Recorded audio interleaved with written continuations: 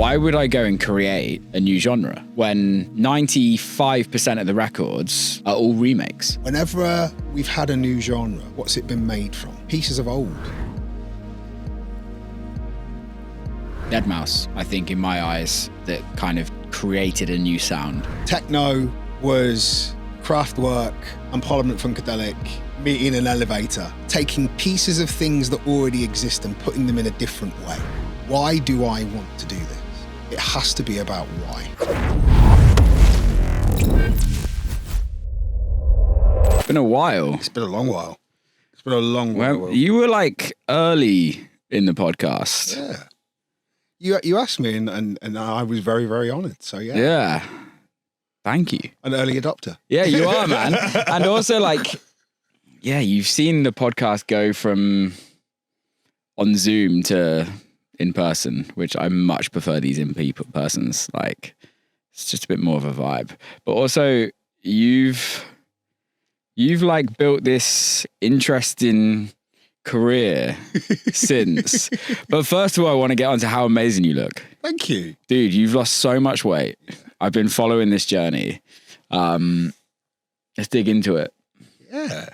Like, I love the reason why, but not everybody knows the reason why. So for me, tell me about it. Yeah, for me, it was a case of the way I was living my life and realizing that I was using a lot of things from outside of myself to try and cope with what was going on in here. Meant that I wasn't living, to use the popular phrase, I wasn't living my best life. Yeah. And I've got 3 amazing kids. You know, my eldest is going to be 16 this year. My son's going to be 14 this year. 2 daughters, 1 son. And the youngest, he's just turned 8. And it was a case of I had been on a weight loss journey for a long time. Yeah. And I'd been on this kind of health journey for a long time. At my heaviest, I was 40 stone. Yeah. Which I think is like 257 kilos-ish. It's big. It's big. It's big. Yeah. Yeah. And I'm tall as well. Yeah, so for a long time, it was just, I was this man mountain. Yeah. And I'd got to this space where I was just sick and tired of being sick and tired. And this weight loss journey that I'd been on at that point, it had stalled. I'd plateaued. I'd put weight back on. And I just got this real kind of wake up call of just, I felt like shit. And there was too many people around me that were dying. A really good friend of mine I'd lost, again, through just not looking after himself. Yeah.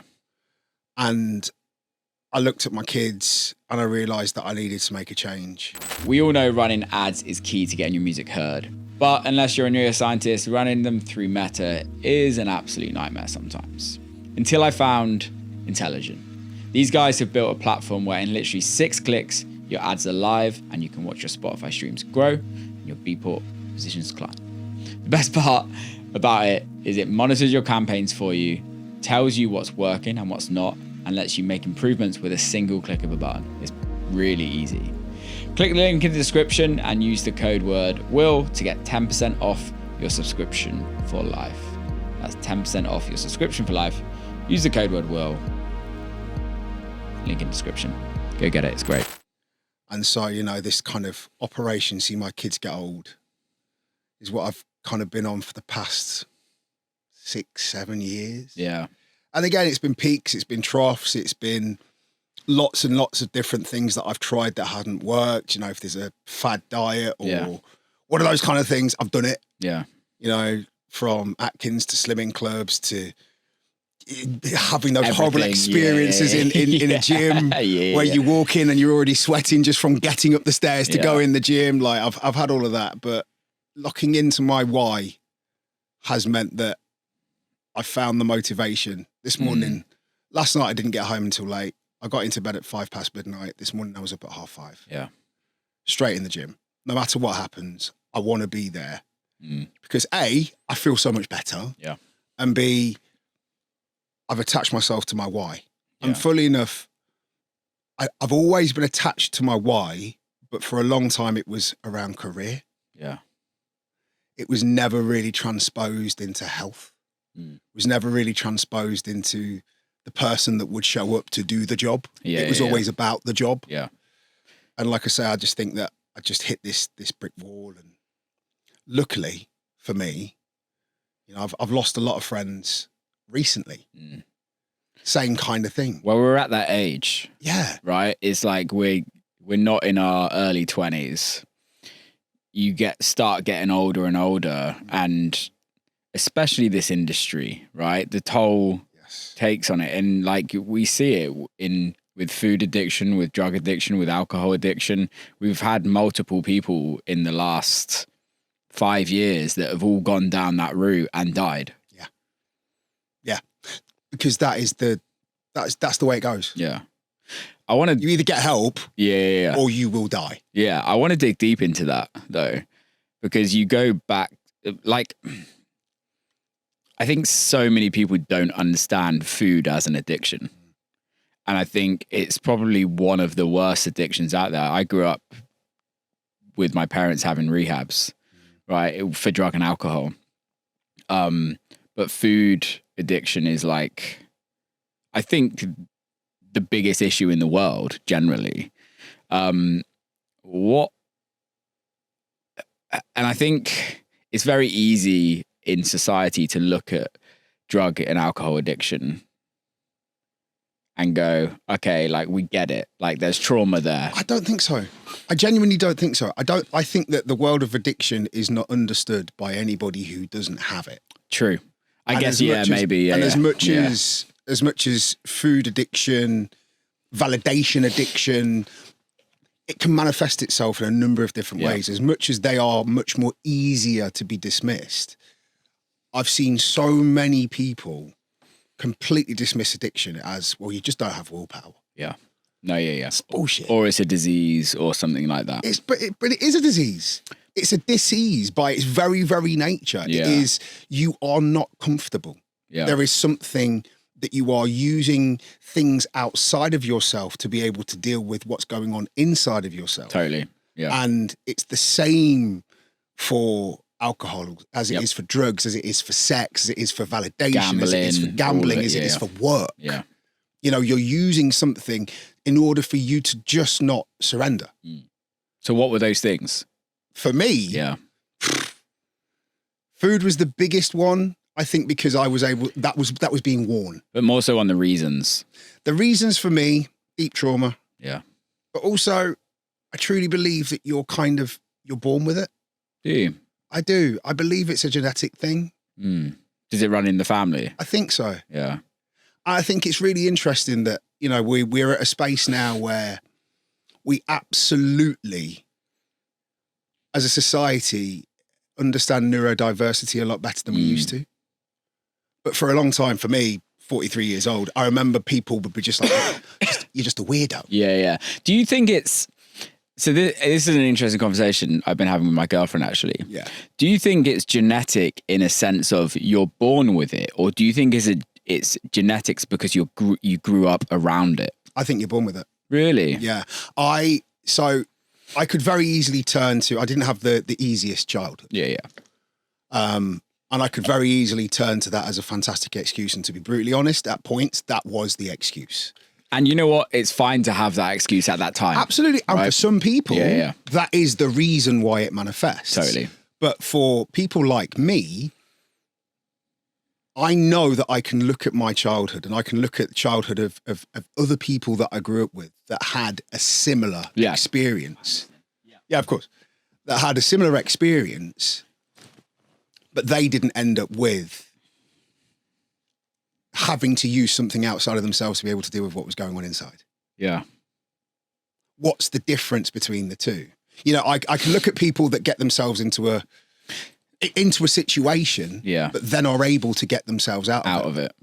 But do you think... And what's the difference between them and the person that can't? I think, but also, I don't disagree with you, but I'm also pushing back for devil's advocate, right? Because I think there's also... Maybe let's just go back to childhood, right? Yeah. And those people that had a traumatic childhood that didn't turn into addiction, right? What did they do to get out of it? at that time? And were they given the tools at some point in their life before it got too far, before whatever the traumatic thing happened? Did they learn from school, a friend, a friend's parents, a whoever that is, or online, and especially nowadays, right? Did they see something online and it goes, okay, or did they see a TV program? And in comparison to you, where you weren't given those tools or didn't learn those tools, not based on you not wanting to, but just purely how it is. So here's the thing for me, is that I had every tool at my disposal. But you didn't choose to use it. I tried. Yeah. It didn't work. Yeah. And then that brings me to the question of, why did it not work? What was missing from that whole kind of equation? What was missing? For me, a spiritual connection. Genuinely. Mm-hmm. A spiritual connection. Because I think that... Or is it... Oh! The water down wrong up. Or is it the why? No. No? Because I had the 3 kids beforehand. Yeah, but... I had the family. I had every reason... To do it, yeah. To do it. I had every reason to be the better version of myself that I show up as now. I had every reason to try and work myself out of it. And I did. And I spent hours, days, weeks, months trying because I had every reason, but nothing worked for me. Yeah. And I think that that's the same for a lot of people that are in a similar situation to me. And I think it genuinely is, you get it if you've had an experience of it, or if you have been very, very close to somebody who's had an experience of it. Yeah. And I think that there are those people who, given the right circumstances, given the right knowledge, they're able to do it. Totally. And I think that that's the difference. That's the genetic difference. That's the kind of the bodily and mental difference between the two. Yeah. I know people that, you know, this one person in particular, I obviously I won't bait them up because public, but gambling addiction. Yeah. They had every reason to stop gambling. And they didn't. They had a business, they had a family, Yeah. they had every reason, they had every tool at their disposal to be able to stop gambling. They couldn't. It wasn't that they didn't, it was that they couldn't. And I think that that's where it's misunderstood. And that's why I go back to neurodiversity, because there's a definite link. Yeah. But also, as we're getting into, as science is discovering more, as doctors are talking more, and as I think we're talking more on platforms like openly, this, and also we're talking openly on the internet about stuff, we're realizing that, okay, so you just see the world differently. And therefore, you need to understand that the way that the world works and the way that you work, you find your happy middle. Yeah. And people are much more accepting of that than the world of any form of addiction. Yeah, and I think also from like growing up in rehabs my whole life, like some of my youngest memories are in drug and alcohol rehabs. And the like word rock bottom gets thrown around every single day. And I never really understood it until I did. But it was like, because I was very much like that as a kid of like, well, why don't you just stop? Yeah. Like, I have the willpower. Like, if someone's like, will stop, like Red Bull, for example, right? When I was 21, I was drinking 5 cans a day. Like, it was bad. I looked like a crackhead. Shaking. And my mum was like, dude, you should probably stop that. And I've not drank one since, apart from when I was in Thailand last year because I wanted to try the little Thai things. Yeah, the actual ones. But like, and I just stopped. And I can just do that. But some people don't have that thing. And then going back to the rock bottom thing, it's what was that trigger that happened in their life that did the switch? Whereas like, this has got so bad that either, and that rock bottom is different for everybody, right? And the level is never different. Reach it. Yeah. Some people, and they die with it. Some people pursue it to literally death. Yeah. Because some people never reach it. And for some people, it can be the big dramatic thing. For some people, it could just be waking up one morning and going, I can't do this anymore. Yeah. You know, and so sad, isn't it? It is and it isn't, because there is a solution available. Yeah. It's just whether or not people are willing to take it. Yeah, 100%. And that's where I think, from my perspective, the conversation is so nuanced, but it's so important. And it is genuinely, unless you've experienced it. Yeah. Because I know with health and fitness in particular, there's so many personal trainers. There's so many people that are selling supplements. There's so many people online that are genetically gifted. Yeah. There's a reason why marathon runners are marathon runners, because they're genetically gifted. Yeah. There's a reason why rugby players are football players. It is that. Yeah. But there's so many of those people that just go, well, all you have to do is just do this. And blah, blah, blah, blah. No. But it's also selling a product 90% of the time. It's always sales. Yeah. Which I think like you and I can see through it, right? Because we've been through it. Because we're selling the products. Oh, that's really good marketing psychology. How can I get people to listen to my song using the same thing? Exactly, right? But that is the thing. We live in this really weird world now where marketing is so personal. It's like you go on Instagram and my algorithm, or YouTube, my algorithm's like, I was actually, again, having a conversation with my girlfriend 2 nights ago, and she was talking about somebody that used Can I just pause? You and your girlfriend need a podcast. No, we don't. Yes, you do. You do. You absolutely. I want to hear these conversations. It's really interesting. But she used to have a pay for a personal trainer, which is kind of linked. And they were good personal trainers. My girlfriend's pretty into fitness and all of that. And they put a Instagram post of like, we're making 100,000 a month. We're doing this. But I'm like, they're talking bullshit, because they might be making 100. They might be bringing in 100,000, but they're not making 100,000. And that's what I'm kind of seeing so much of, just like almost like fake. And it's in the fitness world as well. It's like, do this and you're going to have a 6-pack. Do this and you're going to make 10,000 a month. And it's like, no, I've got my 12-week challenge. Yeah, exactly. And it's like, no, these people aren't actually making that much money. If they were making that much money, they wouldn't be telling you that they're making that much money. They're probably making $5,000 a month profit out of 100,000, but they don't tell you all of the stuff. They tell you the glory. And it's similar in our world, right? And I'm having these conversations a lot off podcast, is that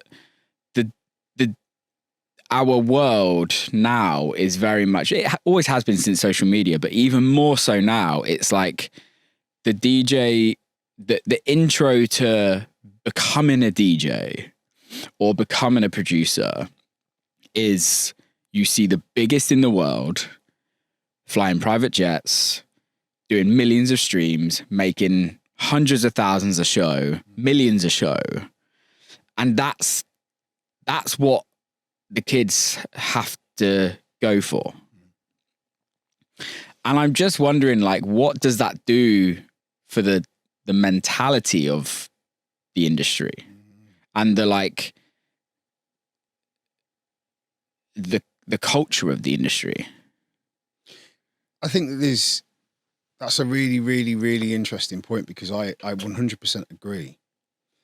But I think that there's a few things that everybody seems to miss, and especially in our industry, especially in music and especially within dance music. Yeah. It's not social media. It's attention media. Yeah. And every platform exists for you to stay on their platform. So if you're trying to sell somebody something, if it's not on that platform is going to completely suppress what it is that you're putting out there. Yeah. So, I mean, I'll come back to what you're saying, but I think I've just divert on this point. When you are an artist and you're posting your link in bio, or my new song's out now, or you're sending people off the platform. Yeah. The platform doesn't want that. They want you on Instagram, TikTok, YouTube, whatever it may be, for as long as possible. Yeah. For the person to be scrolling as long as possible. That's why it's an infinite scroll. I'm old enough to remember before all of these. I'm old enough to remember when you got to the end of Instagram and you got a message going, you've seen all the posts. You're done. Go do something with your life. Absolutely. Have you thought of maybe putting your phone down? So what you've got is you've got this commodification of a message. If you are an artist, you know how hard it is to actually get your music heard. That's where Playlist Push comes in. They help artists safely grow their Spotify streams by connecting your music with the right curators across more than 4,000 verified playlists. So if you're ready to grow your streams, use the code word WILLPUSH at checkout for 15% off your first campaign. And so therefore, for us within the music industry, unless you're putting out the highlight reel, you're not really going to be put on the algorithm. No. Because ultimately what you need to be putting out there is something that people will engage with. The platforms need to see people commenting, liking, saving. It's now sharing. Over the last 12 months, it's now not about your following. No.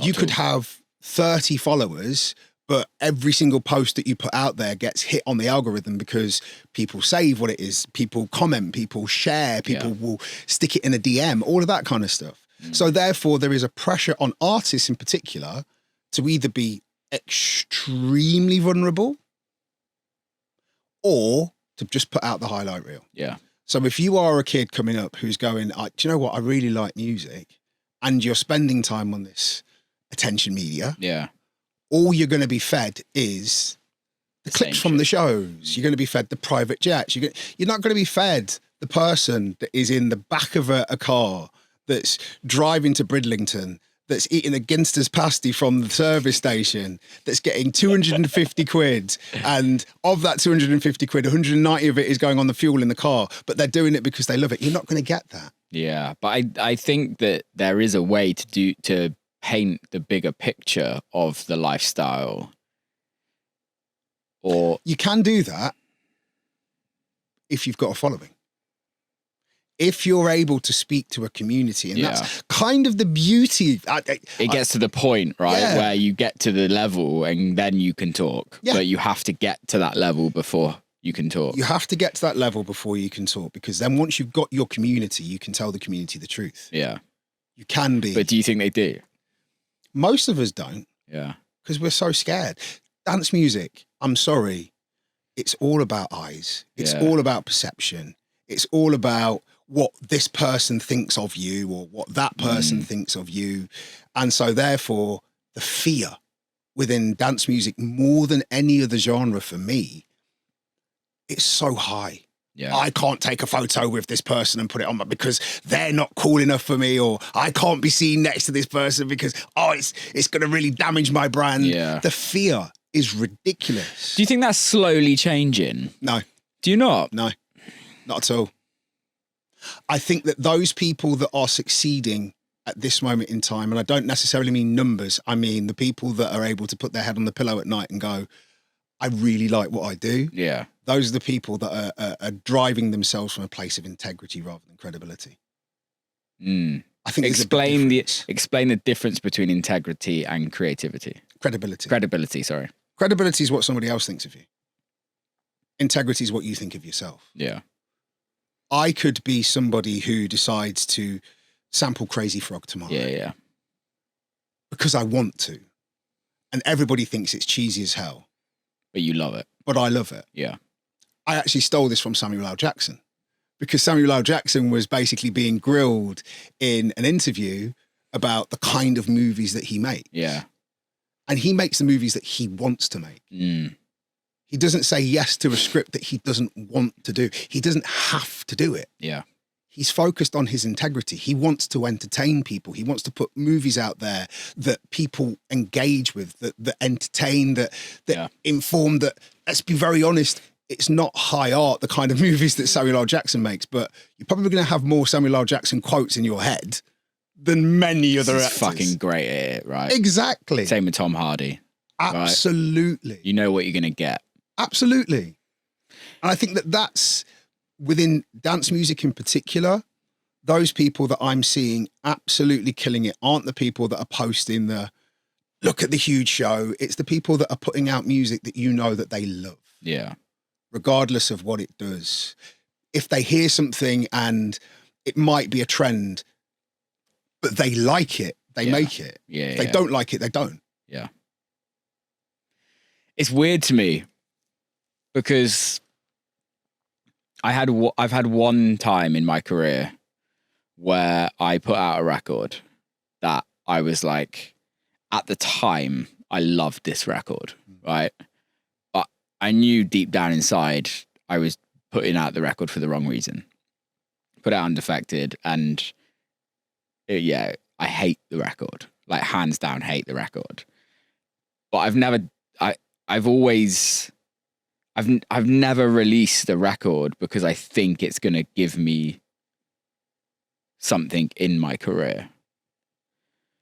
I just feel like where we're at in this industry right now, it feels very transactional. It always has. Of what? I don't know if it has. I push back on that. Okay, I hear you. Maybe my experience is different to yours. Yeah, because I think if we talk about there's two. Yeah, I don't think it always has been. I think everything's transactional. Yes, 100%. Why do I want to sign to that record label? Because they put on shows and I'm going to get... Why did I sign to Dirty Bird in the original part of my career? Like, because I loved the music. The music was insane at the time. Don't go any further. I'm just going to pause you there for a second. Yeah. That's it. Because even if you loved the music, but you didn't want to be part of that community, even if you loved the music, but you felt that, you know what, that label maybe... That's the absolute pinnacle of why. Yeah. That was the only reason. Back. That was the only reason. And yeah, Dirty Bird were really fucking cool. They were, right? Like, but also at the time in my brain, I wasn't just the music was the first, but also I was like, well, multiple people on that label has full-time careers in music. Yeah. They do tours. And that is what I want. I want to be full-time in music. So yes, there is a transactional thing. But I just feel like it's evolving to where we're at today, is that it's actually not, the music is like a tiny part of the product. So I suppose... What's your experience? 21 years this year I've been on national radio. Yeah, that's mental. I know. That's fucking mental. So for 21 years, I've had a platform nationally in the UK and at points a platform internationally. Yeah. Where I've had the ability to be able to use what I believe is my biggest skill within music, which is my ears, hear something and potentially introduce it to a new audience. Yeah. Throughout those 21 years, when I've been in a position that some might say is the stars and lights, yep, everybody's your friend. Of course. Yeah. Everybody wants something from you. Yeah. For me, as the DJ, as I have been known as for the majority of my career, as the broadcaster, which is what people know me more for than being an artist. Yeah. DMs are full, emails are full, people constantly wanting something from me. You are a gatekeeper. I got into trouble because I wasn't enough of a gatekeeper. But from an outsider's point of view, right? I have a barrier of where my taste lies. Yeah. I have a perception of what it is that I think is good. Yeah. I'm not afraid to push back on when I hear something that's kind of 70, 80% there. Have you thought of this? Have you thought of that? Yeah. You know, I have been an A&R at of course, you've signed massive records. Yeah. Had big hits. Yeah. But as a gatekeeper, I know from my perspective and I know from my direct lived experience that I was almost seen as, for a long time, the kind of the entry point. Yeah. Rather than the gatekeeper. Yeah. I was almost before you got to the gatekeeper. You were the key holder. I was the key holder. You were opening. I was the gatekeeper. We'll see you now. That was kind of. Do you think that's because, like, let's just use One Extra for example? It wasn't as in our industry. One Extra wasn't as like. It wasn't the Pete Tong, right? Back then, right? And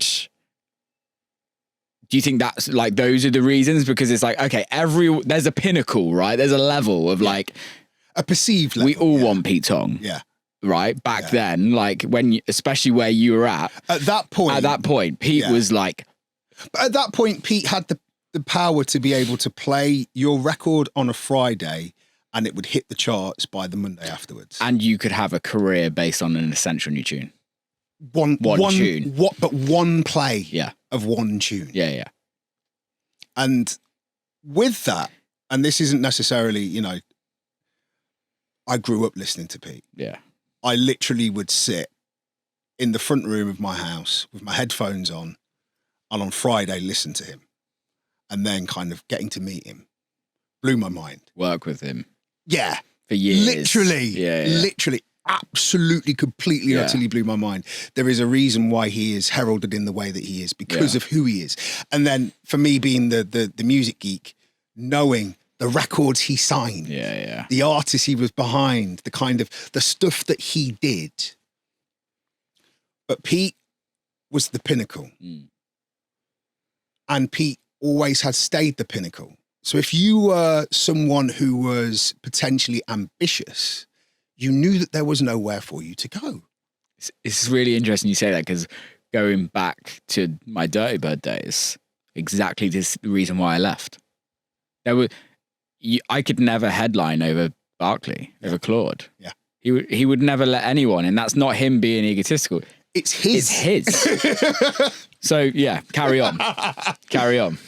But I think, so for me, my thing has always been, I want to be the best version of me that I can be. Yeah. And like I say, for a long time, all my energy was placed in my career.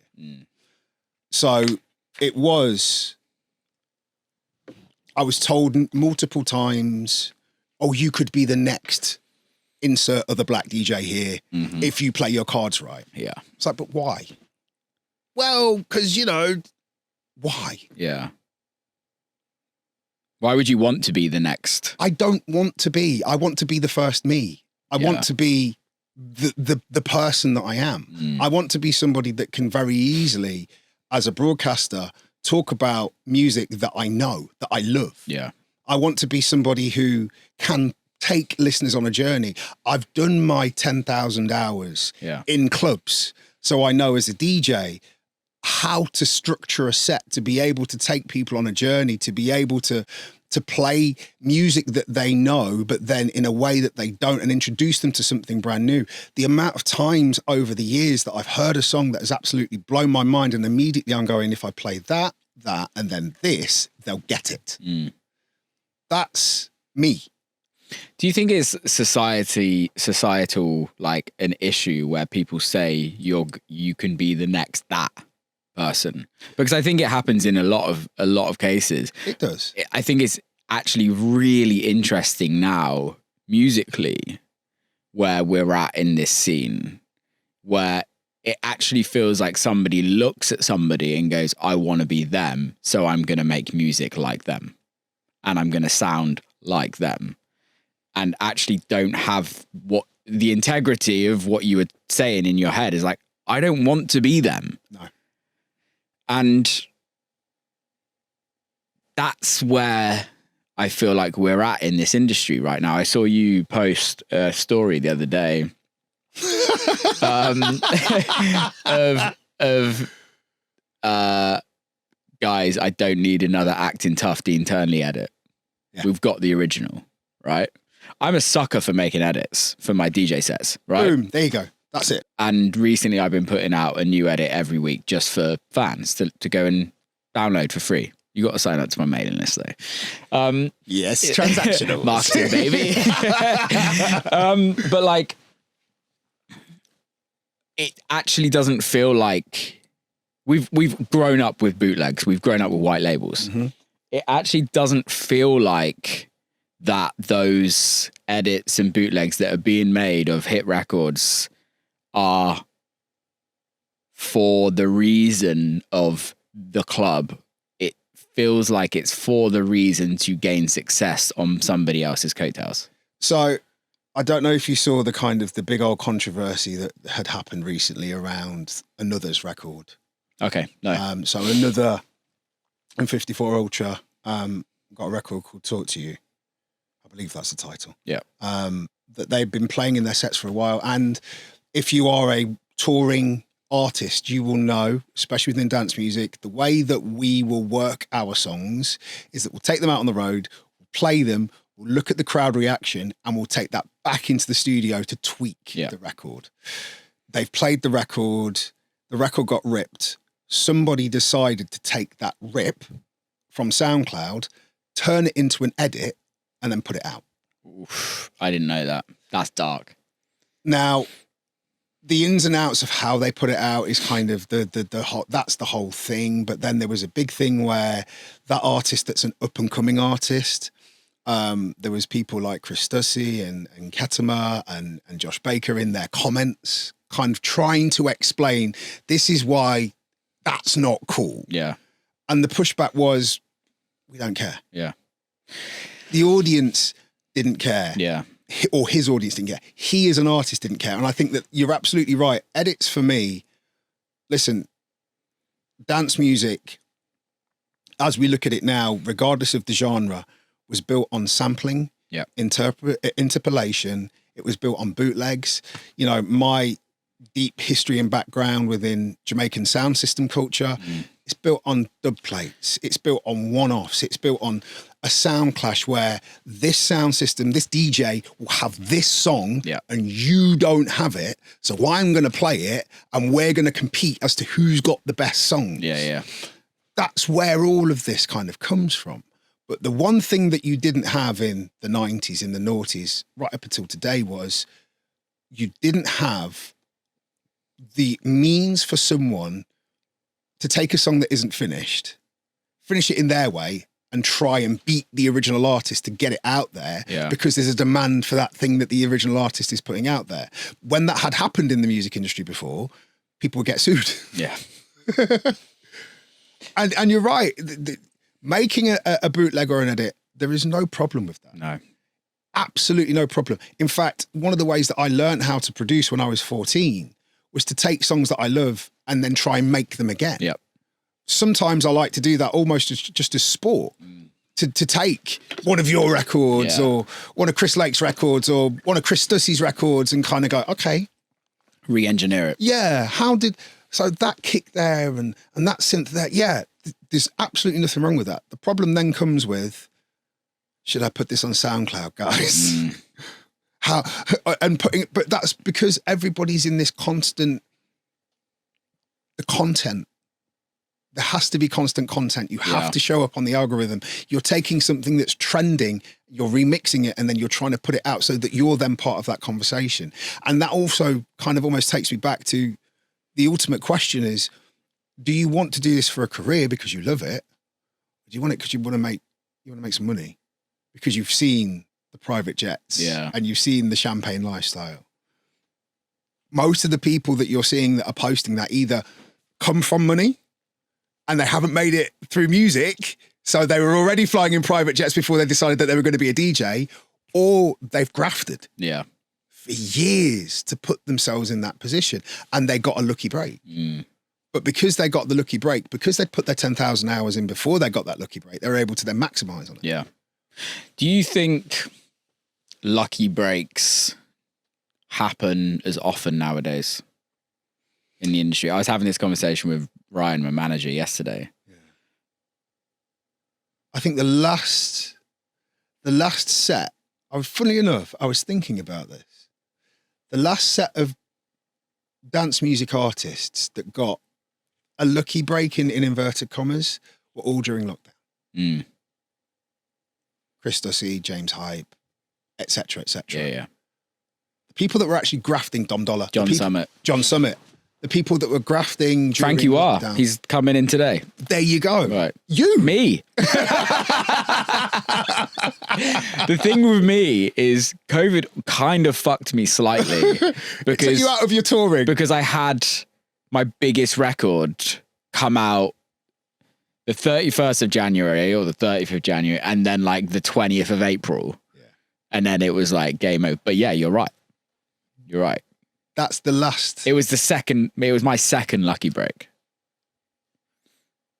But that's because it was so unique in the fact that you had so many people, so much time to kill. Yeah. Trying to just do something to fill the time. So therefore they're discovering. Yeah. And those people like yourself who were putting out great music and great content at that time. James, who was doing his DJ sets. Discord. James has built something very special. And I don't think that's ever going to be replicated. I can't see it happening. Yeah, I don't disagree. But the fact is that James had already put in his 10,000 hours. So when he's on the stream doing his thing that he'd honed, all he's doing is showing what he would have been doing anyway, at that point in local clubs or smaller festivals. Yeah. What worries me though now, and I don't want to say names, but you'll know the records I'm on about, is that you have a record that has extreme success very quickly, right? On social media. One video goes mental. Mochak. This is off Mochak, but Mochak is also one of those artists that had that moment during COVID, but also look where it is now. But has a video that goes viral on Instagram, TikTok, and the record becomes the record of the moment. But because that artist doesn't have the foundation, the record lasts. It goes to Beatport #1, and then you get somebody else that bigger that comes on, knocks it off. Godly amount of money was spent on on that record because they think it's going to be the biggest record since sliced bread, and then it just drops. And I know that's always happened, right? It's always happened in this music industry, but I feel like now it's going to happen more often. And I think it's just going to give a false sense of reality to artists coming through, because that's not reality. It's not. And I think that's also, I think the really interesting thing as well is, as you say, this isn't new. It's not a new phenomenon. No. At all. If you go back through music history, there are so many people that were one-hit wonders. That we term one-hit wonders because they had that one record that stuck its head up above the parapet that became the biggest thing ever, and that artist was, in inverted commas, never able to follow it up. Yep. And then there's the person that comes out of their bedroom, that comes out of nowhere, that has this massive amount of success but doesn't know what to do with it. And it's pretty much a deer in the headlight situation. And I've seen it so many times as a broadcaster and as somebody who has, been lucky enough to have had the job, to be able to play artists right at the very, very start of their career. I remember before I pressed play on Labyrinth's Earthquake. Wow. For the first time. And I had him in the studio and I said, you do realise that when I press this button, it's going to start a roller coaster that you're not going to be able to get off. Are you sure that you're ready? He said, yeah. We hit play. It started a roller coaster that he's never had to get off. No. Because he was ready. Because he knew that he had the talent, he had the time, he had the musical expertise. Yeah. At that point, he had the right team for him. And then as he's evolved the teams around him to be able to put him in the right position for him to be able to create. It's always happened. And I think you're right. We are in this space now where, look, attention spans are really short. Really fucking short. Really short. And we're now in this space where AI is in the conversation. And there's going to be those records that come out of nowhere that then mean that that artist has the hit and then maybe disappears. But how many producers do you know that are now in their 50s or 60s that had hit dance records in the 90s, but were never able to follow it up but still have a career? Yeah. It's tough, isn't it? Because that's the difference. But also what I'm seeing now is those artists, right, are struggling massively now. Whereas, okay, pre-COVID, they had careers. There was way more clubs around, way more 200, 500 cap venues that would book these artists and had full-time careers. I've sat in the car with an absolute legend in our industry, and he's financially fine, but he's like, dude, I'm thinking about becoming a professor at university because of where the industry is at, in a sense of like, it's hard to pay mortgages. It's hard because everything is so quick. Not only is everything so quick, but the last person to get paid is the artist. Yeah.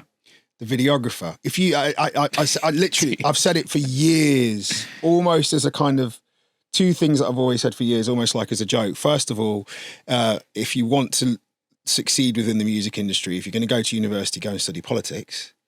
And the other thing is that if you want to earn money within the music industry, study politics and law. Yeah. Lawyers will get paid. Yeah. Always. Videographers will get paid unless somebody decides not to pay that invoice. Yeah. Managers get paid before the artist. Yep. Clever managers do, because they will have a number of different fingers and a number of different pies. The record labels, whether it's an indie or whether it is a major. Or everything's net receipts. The artist gets paid last. Yeah.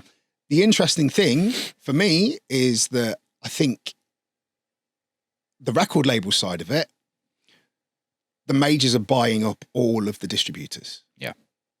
The majors are buying all of the independent platforms. Explain what that means to people that don't understand what that means. So there are essentially three major music recording companies. There's Sony, there's Warner, and there's Universal. For a very long time, if you were an independent artist and you wanted to put music out yourself, you would have to go through a company called a distributor, a distribution company, that basically their job is to put your music into shops. When it stopped being physical, it was all digital. Their job is to put your music on the streaming services.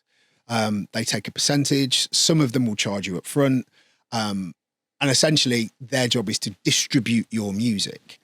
What major labels are doing now is, because everything is about shareholders and profit and loss, and ultimately trying to make profit, and they're making massive amounts of profit. Yeah. They're buying up the means for music to be able to be distributed. They're owning the streaming platforms. So ultimately, if you're an indie, everything costs.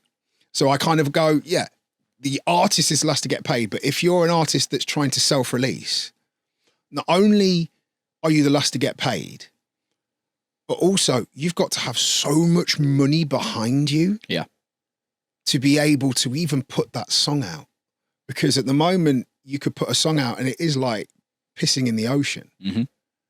There's, I think at last count, the last thing I saw was 300,000 songs being uploaded to digital service providers per day. Yeah. It's crazy. So how are you going to cut through that noise? And the way that you cut through that noise is going back to the attention networks. But you pay, you get ads on your music, and the ads will then mean that you might find people that might potentially like your music that might then go and stream your music. It's just, so right now, the biggest problem that I think we've got within the music business, especially within dance music, is the really disproportionate distribution of the money. Yeah. If you are someone that thinks that I'm going to get into music and I'm going to make money, you're not. That ship sailed. And through my 21 years of being in national radio, I can pinpoint when that ship sailed. Yeah. When was that? It was 2015. Everything changed. Music stopped being the purpose. Yeah. Money stopped being made from music. Hit records would be hit records, but the artist would still not be able to pay their bills. And then as time's gone on, what's expected of artists is that artists are supposed to be their own marketers. Yeah. They're supposed to be their own photographers. They're supposed to, because they have to be, because otherwise you're going to have to find money to be able to pay for all of this other stuff. Yeah. So what it's then meant is that the people that are coming in there at the top of the tree are people that are coming in with independent means of wealth. Yeah. Or they'd done their 10,000 hours before. Yeah, they built their wealth and they can then have... Because it's interesting. I was talking to a friend who runs an ad buying company. And they are doing a campaign for a very big pop star right now. And the ad budget for meta ads alone, just for the first week to send people to Spotify, is $30,000. No, you and I can't compete with that. No. Right? Which you then go look at the streaming. Okay, $30,000 to generate $30,000 on streaming. You need ungodly amount of streams, right? Just to generate it, let alone make money, just to cover those costs, right? You need so much money, so many streams to do that. But the thing is, it's not actually about the return for them on the streams.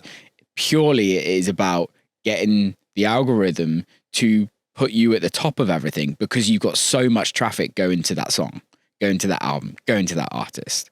What does that traffic do? That eyes on you. It's literally just ad budgets, attention, right? But I think that's the thing that scares me about where we're at in our scene, in electronic music, right? Because for a very, I would say we saw it in EDM when EDM came out, the like haves and the have-nots, right? There was the top 5% in the industry that were taking all of the money because they sold the tickets. Yeah. I have no issue with that, right? Yeah. However, it doesn't grow interest in new art below, right? Everyone just goes and makes the same record, right? How many Swedish House Mafia 1s did we hear when Swedish House Mafia 1 came out? A fuck ton, absolutely. Right?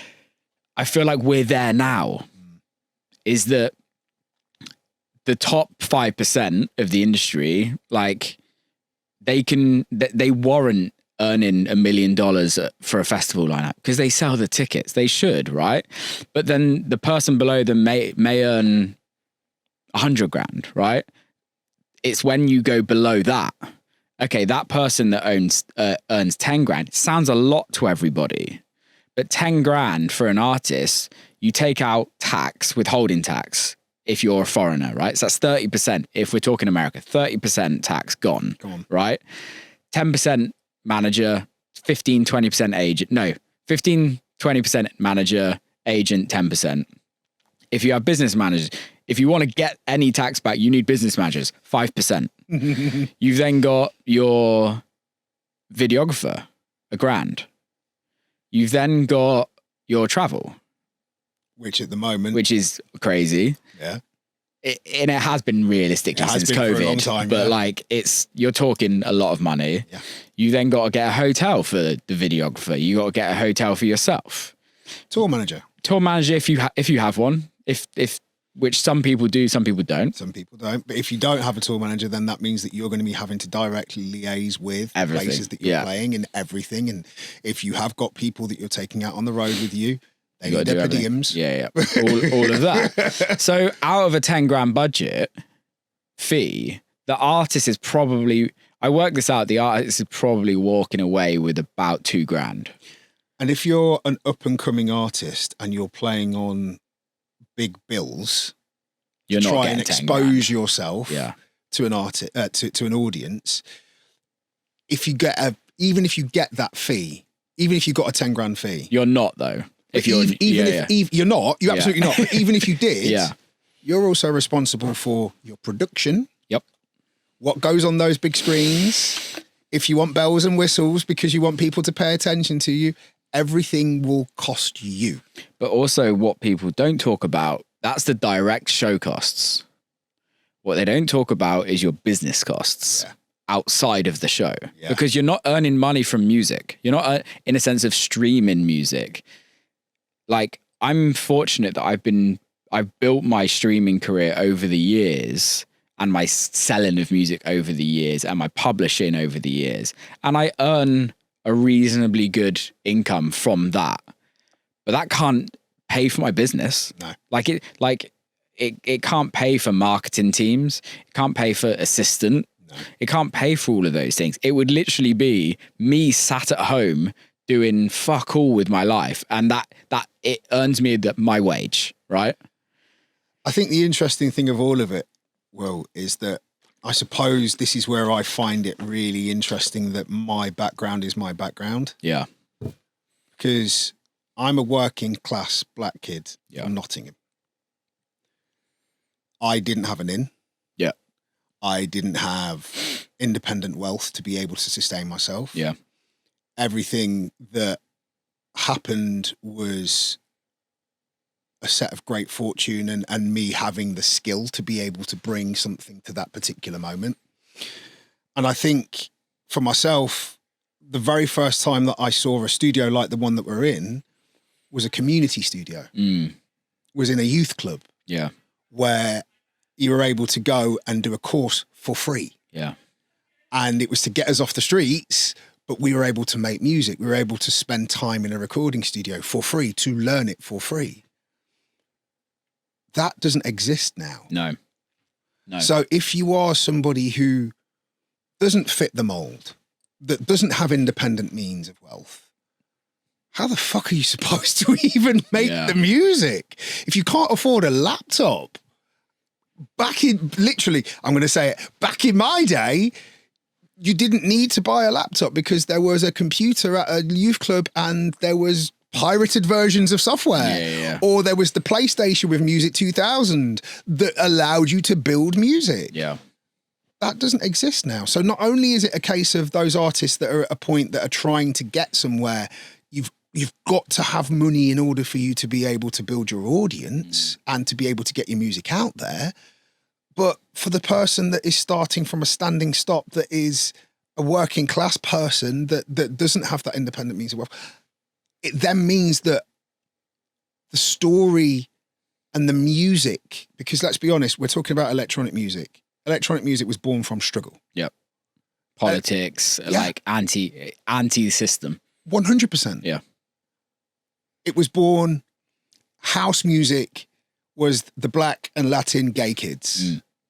You know, no matter which way you cut it, you can't explain away the societal systems that have created the music that we love. Yeah. But why does it all now feel quite homogenized? Well, it's because the people that are in those positions, in order to say that this is how things sound now, they didn't have the struggle. And I saw a really interesting thing on TikTok, of all places, the other day. It's been like 10 years since it's been a new genre. Yeah. Deadmau5, I think, in my eyes. Deadmau5 was the last person in my eyes that kind of created a new sound. That was a long time ago. A very long time. That was longer than, I think, even longer than 10 years ago. Within the UK, you could say UK funky, that was kind of broken beaty. Yeah. You could, if you dubstep, kind of jungle. Yeah. Then morphed into drum and bass.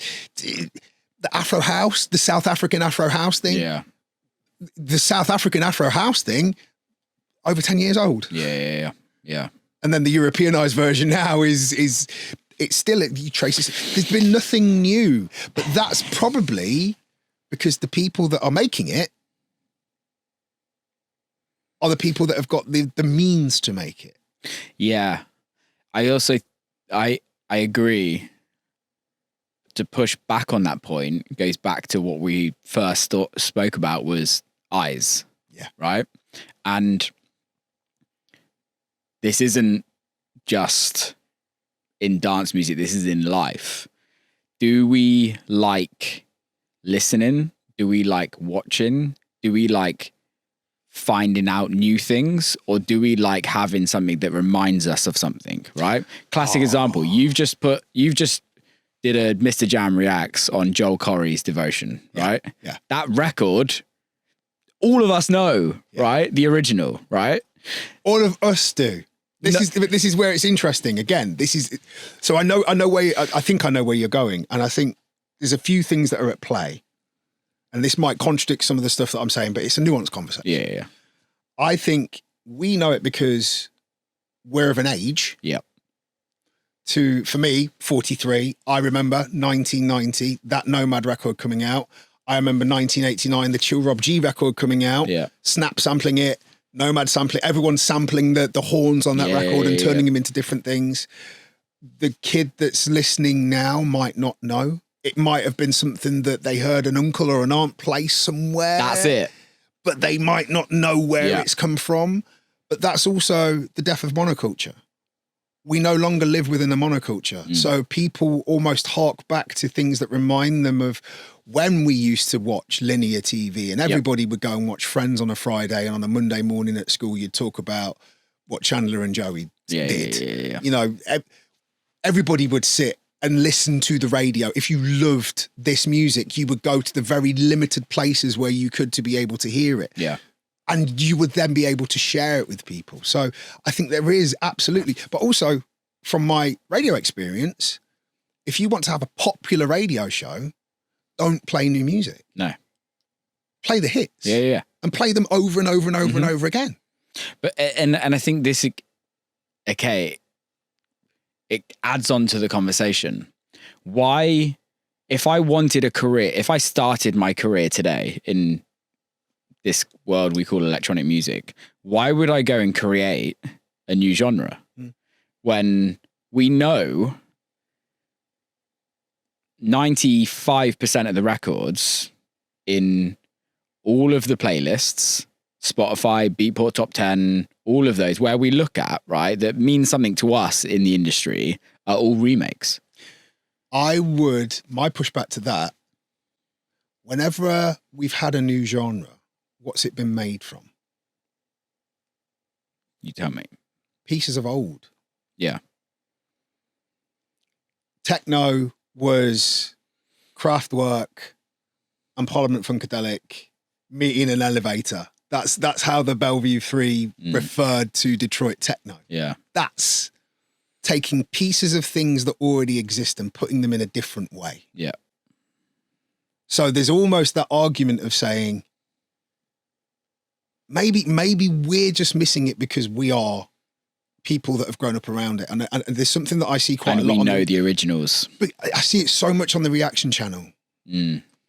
People moaning that dance music today, house music, electronic music, tech house, drum and bass, etc., all it's doing is recycling stuff from the past. Well, that's how it all was built. But we're now of an age where we remember the original. So I remember in the 90s. We probably don't even remember the original. We probably remember the yeah. In the 90s, it was all of the kind of the older people going, well, you're just taking disco records that we used to dance to 20, 30 years ago. Yeah. Newsflash, 1990 is 40 years ago. I know. Yeah. Like, it's crazy, but it's also, I think we're in a very interesting place because I think that, yes, there is this death of monoculture that's working at the same time as everybody's got access to the entire history of recorded music in their pocket. You know, if it's not on streaming services, someone's ripped it and put it on YouTube. So where do you go? And that's, I think, where I think the curator comes in. Yeah. And the human curator comes in. I think that I'm seeing producers that are absolutely smashing it are almost, they're human curators of where they're getting their inspiration and their sample sources from. And yeah, there's always going to be the one where everyone's tried to do a version of Show Me Love. Yeah. But I haven't yet. Maybe it's my time. I think it's the real Clarke time. Sign up for the mailing list. Yeah, literally. Yeah. But then digging for that forgotten gem and that record that did mean something to you, but maybe was a forgotten hit. Yeah. I think for me, very recently, that's why the Milky Grab edit has flown, because people might have forgotten of Milky's Just the Way You Are. So then Grab does an edit of it, plays it in the set. It gets clipped. It goes viral because everyone goes, oh yeah, shit, that one. Yeah. That's curation. But I think also is there also like, I'm sorry, but some of the original records that are coming out now, some of them, no one's fucking sampling them in 10 years' time. No. Like, and I think, is that what's actually happening? Is that there's a disconnect in the industry of actually curating great records?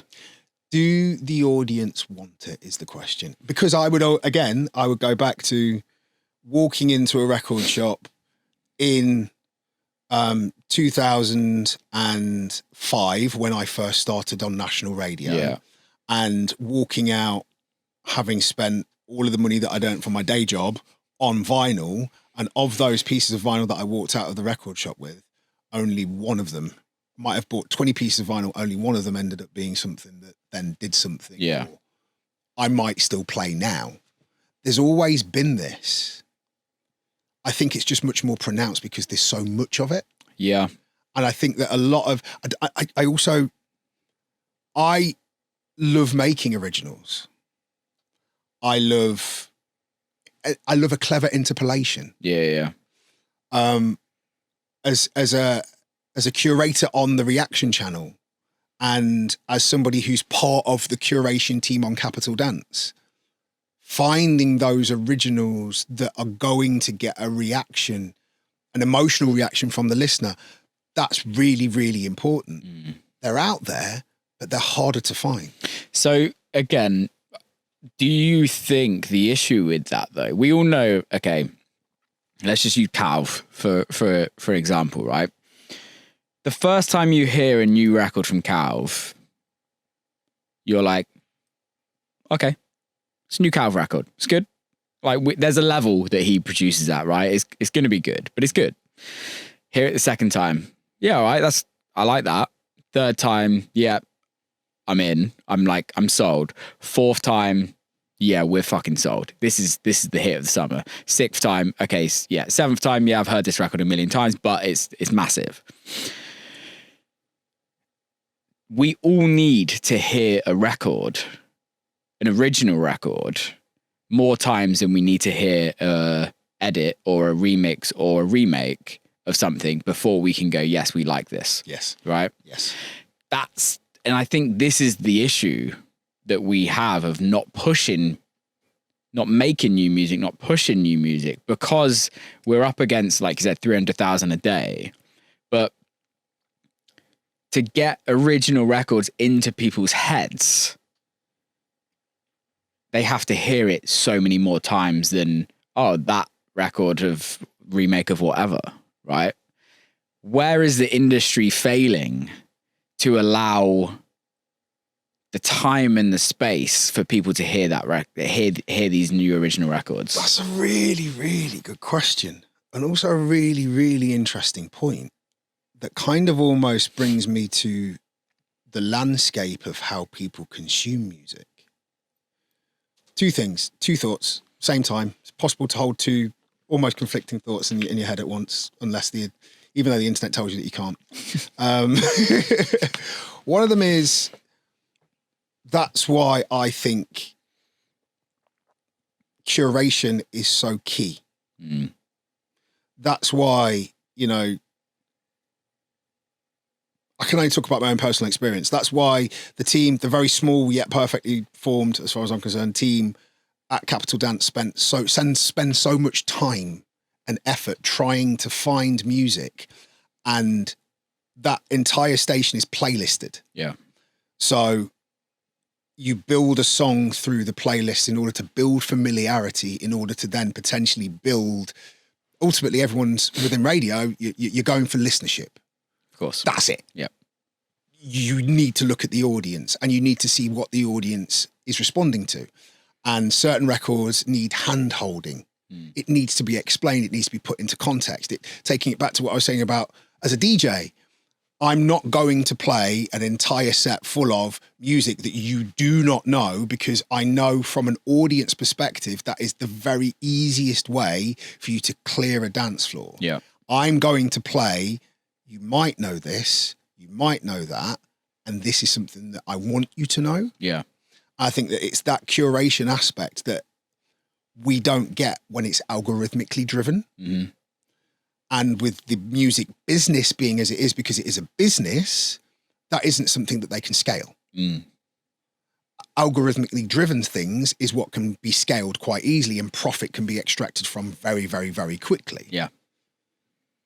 The old way of doing it, it's very hard to make money from in the current climate, because again, attention isn't necessarily in those places where you can curate. There's a reason why TV channels are disappearing. There's a reason why movie studios are disappearing. There's a reason why newspapers and media companies are being bought up by major conglomerates that are then turning them into one particular thing. It's because the way that we consume our art and our information has changed.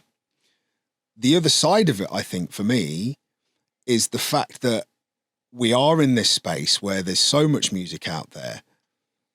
It almost pulls it back to how we started this conversation. It has to be about why. Yeah. Why do I want to do this? Why do I want to write this song? And if your why is, I want to make money, you're in the wrong business. 100%. Yeah. The ship has sailed. Literally 2021, when everybody came out of COVID, that was it. Unless you'd set yourself up before then, the ship has sailed. Since then, there's been such a decline, and there's been that lack of artist breakthrough to the point of headline status that it would tell you that that also was a big old watermark. So if you're saying about making money, there is absolutely nothing wrong with having a day job and making art because you love it. And then not measuring it. Yeah. Because you're not playing the same game as other people. You're not. You can't, as you said, we can't afford to spend 30 grand on meta ads alone in order to try and get eyeballs on something. That doesn't mean you shouldn't make it. But it maybe means that the importance of making it changes for you. Which then goes back to the question of why do it. It's interesting, isn't it? Because I was actually listening to a Zayn interview with Luke Combs the other day, and he was saying, they were talking about how writers make less and less now, even more so. Like you could have, back in the day, you could have a cut on a Madonna record on one of the albums as just a single, and if that record was doing 1 million, 10 million, 50 million sales, you're making 2 mil out of that as a writer, right? Where now, if a record, like to get that level, no one is doing that. Even if you get a Bieber cut, no one is getting that. No. So let alone dance music, right? But people still do it. And I think that's the amazing thing. Is like there's still DJs rocking up, fucking trying to smash out records and smash out clubs. There's still people writing house music, and there's some great music being released. Absolutely. Right?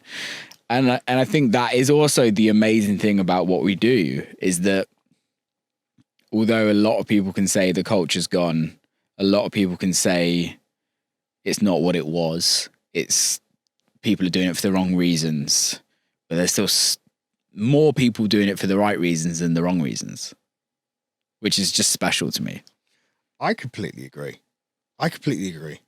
Look, I go back to my childhood, and I had a Fisher-Price record player, And while my next door neighbours were shouting every single racist name that you possibly could through my window, I'm sat there with this record player, turned up as loud as possible, listening to music, reading liner notes, getting lost in music.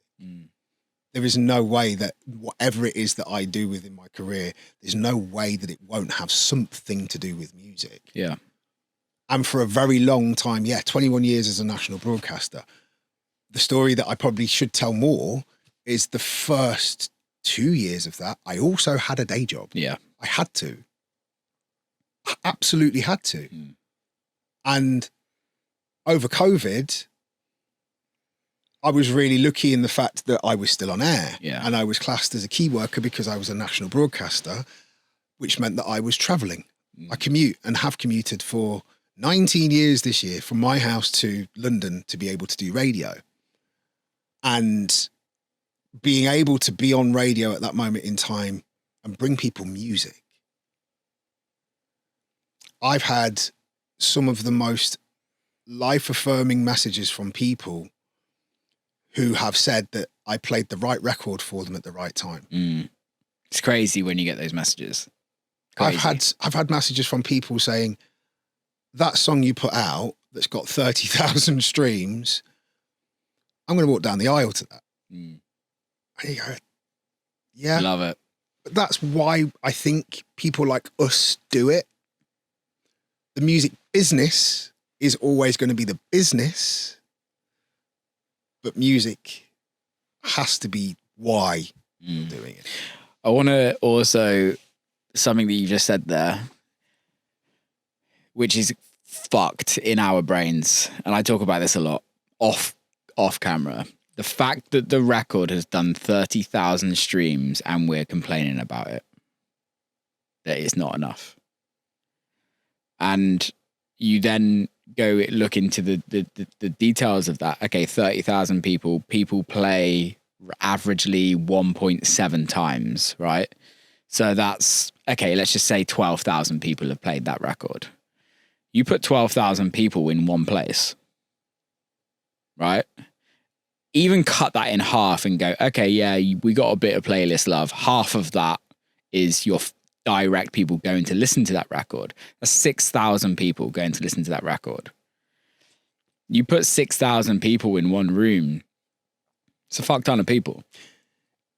But it is the way we're engineered in our brains to go, that 30,000 streams actually means fucking nothing when it comes to the business of music. And when you're in it, in the business of music, and your sole life revolves around earning money in music, that's a failure. Absolutely. Which then goes back to what you're saying about day job. I have like at the beginning of this year, I started, it's called the 28 Days of Music Industry Knowledge. It's just a free emailer that people can sign up to, and every day for 28 days, they get an email of me giving some industry knowledge that I've learned over the years. I think the first one says, don't give up your day job. Yeah.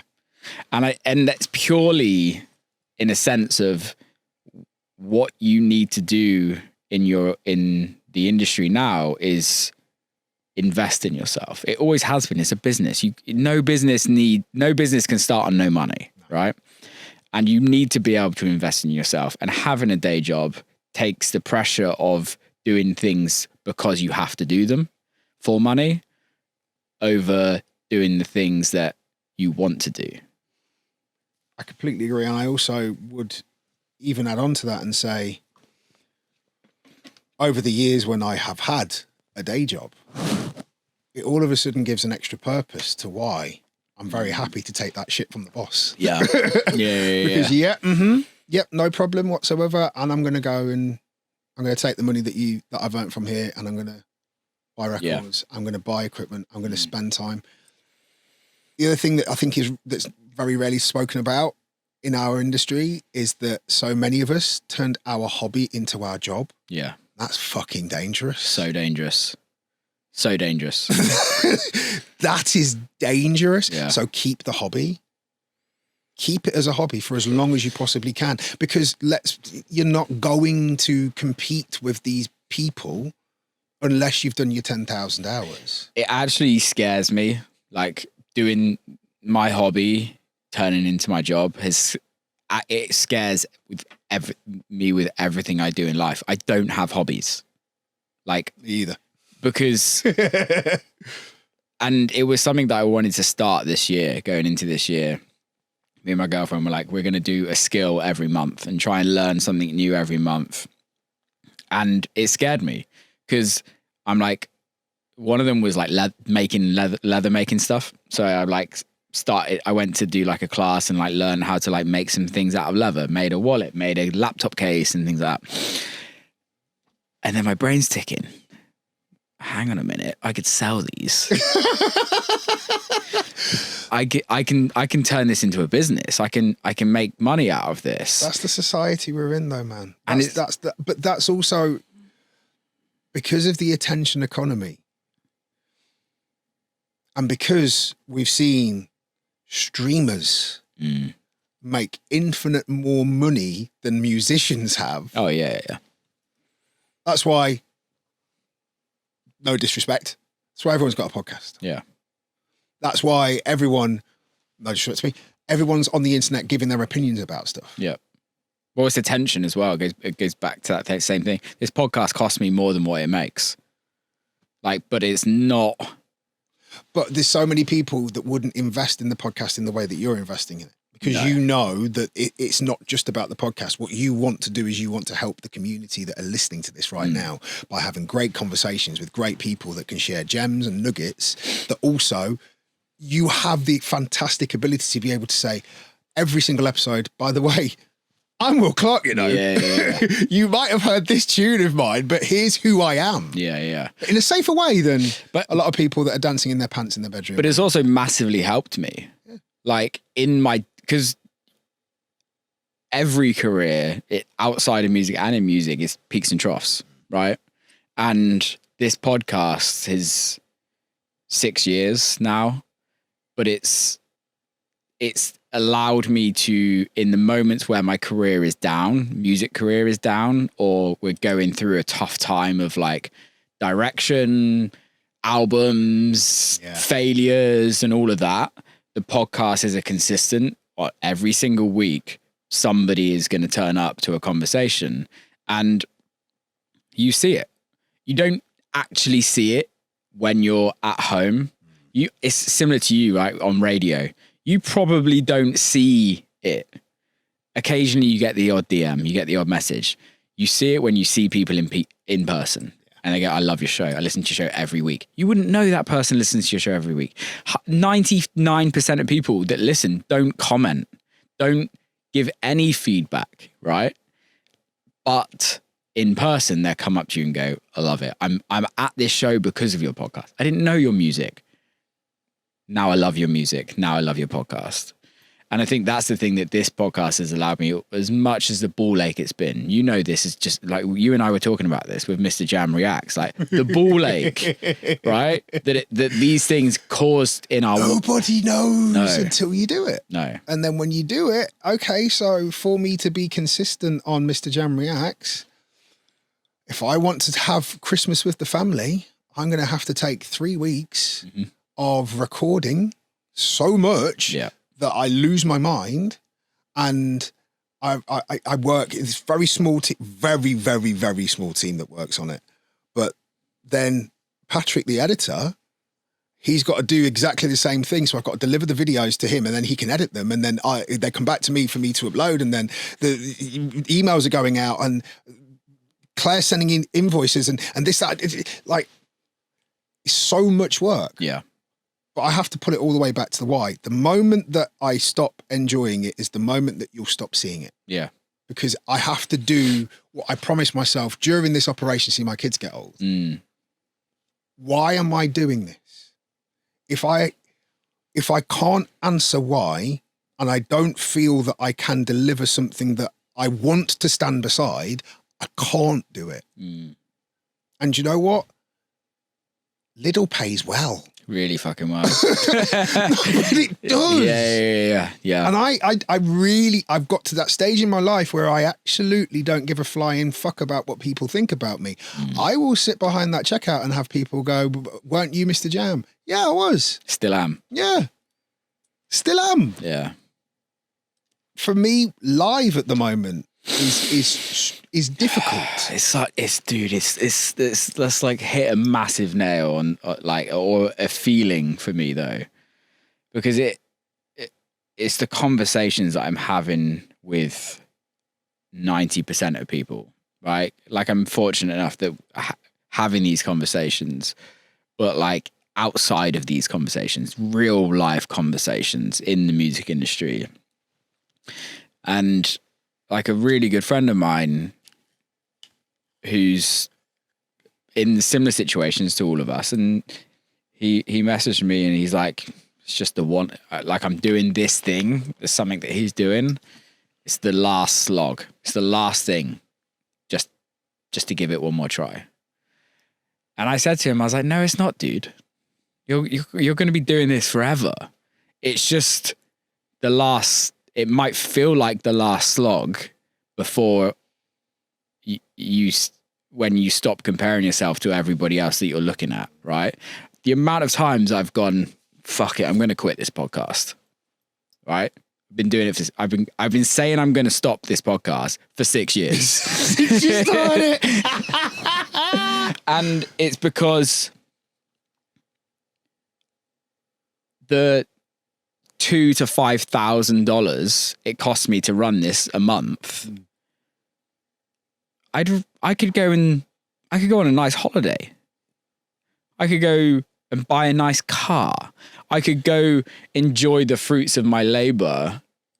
I could go buy a house, right? Yeah. Like there's enough to have a nice house in the UK or even in America. Yeah. Like, but for some reason, I still do it. And it's as much as sometimes the response is, well, this could go massive and I could make a fortune from it. That is the response sometimes. I'd be lying if it wasn't, right?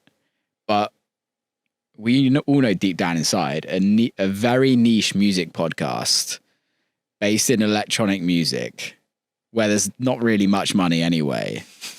And every music company wants to give you free gear rather than sponsor you. And even then, only on a loan. Oh yeah, dude. Can you take it? Take loads of photos, say it's fantastic, and then we'll call for it back. Pioneer. As much as I love them, they're the worst. We literally had Carl Cox bigging up Pioneer, the V10. They were like, yeah, we don't care. We don't sponsor anything. Give you 20% off. Don't get me wrong. They've been very generous to me, but like, yeah, classic example, Korg. Oh, can you come and do a talk for us? Can you come and like show some live stuff at a festival? Yeah, sure. Like, oh, if you want to buy something, here you go. It's 20% off. Yeah. It's the music industry. It's not. It's music business. Music business. It's a business, and that's the thing. We've always got to remember. It's a business. Yeah. Never personal. No. It's a business, and I think that's also again where I think musicians and DJs and producers can learn a lot from influencers. Yeah. No, I don't really want to do this. Yeah. Here's my fee. If you meet my fee, I'll turn up. If you don't meet my fee, I'll happily stay at home. Yeah. If you give it that approach, or it's, I really like Korg. I really, totally. The M1 synth completely changed the game. And do you know what? I love it. I'd really like to go and do that. Exactly, yeah. Fatboy Slim's got the 5 Fs. Yeah. That again, I think it's really interesting because I think that a lot of the way that we will talk about our work within electronic music, within dance music, and within music in general, it's a lot of addiction, a lot of work addiction. But Norman, who has definitely been on a recovery journey, is very open about his recovery journey, is that he doesn't do anything unless it fulfills 3 of his 5 Fs. Now, let me try and remember what all of his 5 Fs are.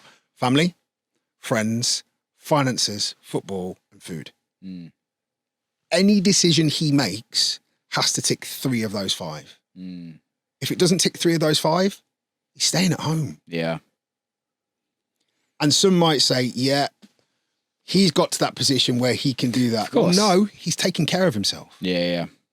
He's taking care of himself, because otherwise you end up pouring so much of yourself and giving so much of yourself that there's nothing left. And you're not able to go and do something in order to fill yourself back up. I feel like a lot of people, not just in music, but in a lot of music, are at that point now where they have given so much of themselves that it actually you actually lose the your own identity of who you are as a human being. And it's tough. It is. It's extremely tough. I've been there. Yeah. I absolutely have been there so many times with radio. And as a broadcaster, I've been there so many times trying to do other things as a broadcaster. And there's only so many times that you can go and have meetings with production companies and they go, "You're really good on the radio. What are your hobbies?" Guess I'm not going to do that TV idea that I pitched. Yeah. Maybe that's not going to work. I had that as an artist. My biggest problem as an artist is that people see me as the broadcaster DJ. You're the radio guy. I'm the radio guy. Yeah. And no matter what I do, I'm the radio guy.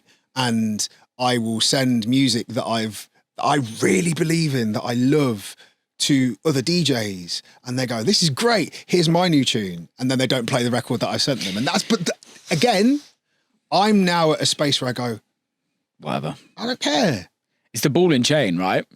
It's reciprocal altruism. Yeah. When I was talking to Pete in that room over there, he was like, "Radio has given me everything, but it's also been the biggest ball and chain of my life." It's like, no matter what, you have to turn up every Friday, Saturday, whatever day your show is, you have to turn up. And then everyone knows you as the radio guy. Yeah. And there's always an expectation. Yep. And I'm also in that place where I'm of service to them. Yeah. And it's not reciprocated. Never. Like, I know you and I talk enough off camera, right? And I have to I have to not be the guy. I make a massive effort with you, with my radio friends, to like be like, not actually send you records that are coming out, because I don't want you guys to think, "Oh, he wants something from me. He only has a relationship. He only likes me." But here's the thing, and because of this journey that I have had in my personal life, my approach to my career is completely different. It's so different. Whatever's meant for me will be for me. Yeah. If I wake up tomorrow and I decide, I think I've said all I want to say as a artist and producer, and I don't really feel like trying to make anything else now, I'm okay with that. Yeah.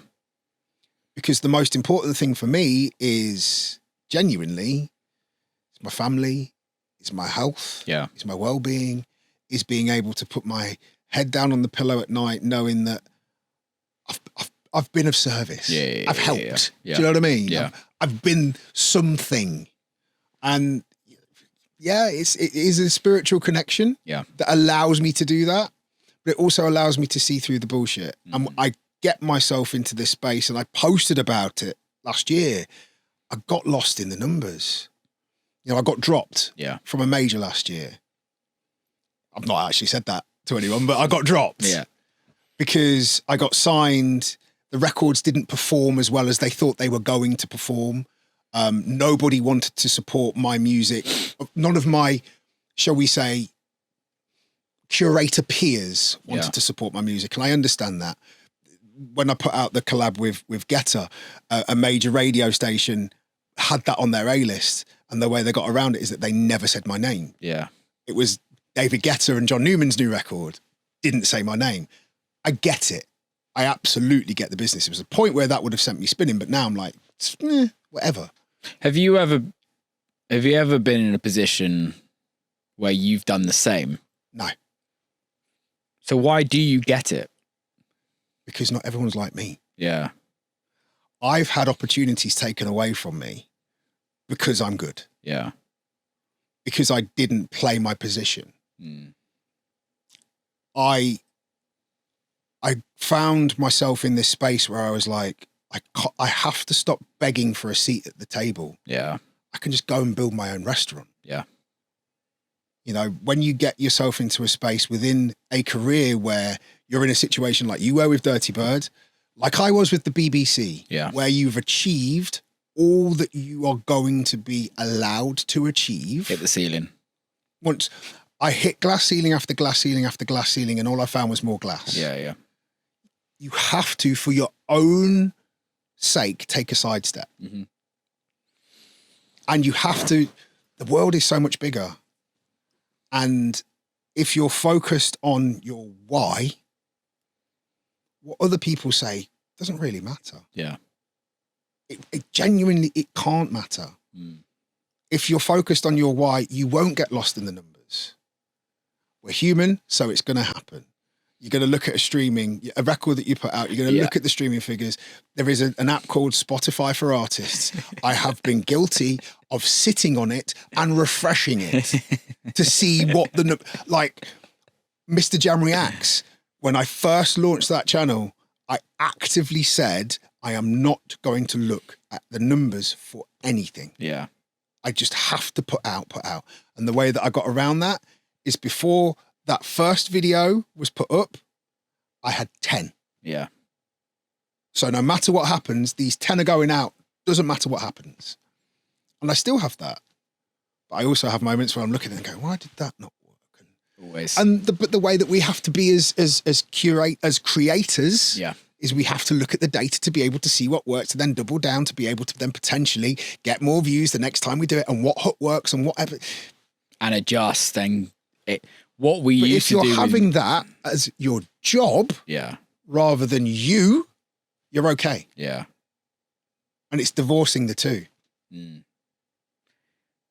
I'll show up authentically wherever it is that I'm placed. Yeah. But there's some places that you'll never see me. Yeah. Love that. Dude, let's wrap that up on that. That's fucking great. Thanks so much, man. I've really enjoyed this conversation, and thank you for everything you've done. Thanks for all the support you've given me as well. Like, I generally mean it. If you made shit music, I wouldn't be able to support it. And that's part of why I don't have that many friends. But that's why I don't have many friends within the music business. I'm that person that goes, nah, I don't like this. But no. I'm really, really, really grateful that you asked me to have this conversation. Anytime, man. I have turned down a lot of podcasts because I don't think it's about me. Yeah. But I've really loved having this conversation. It feels like a conversation that we would have had off air. Likewise. Mate, thanks so much. Big love. Cheers.